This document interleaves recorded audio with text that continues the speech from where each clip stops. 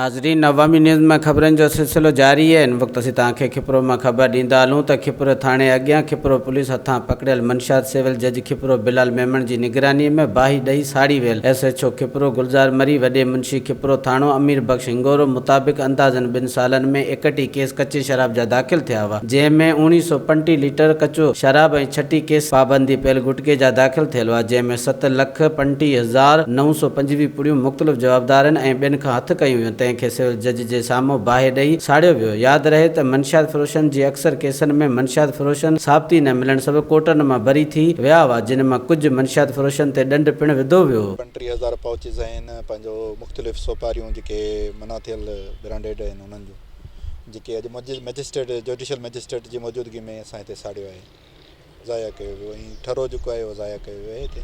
जीअं त ही तव्हां ॾिसो था पिया त तक़रीबन 7,35,000 पाउचिस मंशियात असां पकड़ी ऐं उन खां अलावा ठरो बि पकड़ियो। इन जे ख़िलाफ़ु पहिरां बि कार्रवायूं असांजूं हलंदड़ हुयूं ऐं हाणे बि इन जे ख़िलाफ़ु कार्रवायूं जारी रहंदियूं। जिते जिते इहो मंशियात हलंदी असां उन जे ख़िलाफ़ु कार्रवायूं। साल जा केस आहिनि जंहिंजा फ़ैसिला थी चुका आहिनि।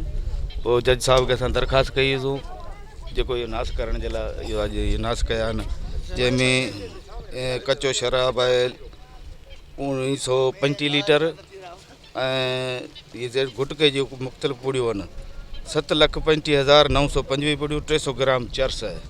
टोटल जेको आहे 70 केस आहिनि।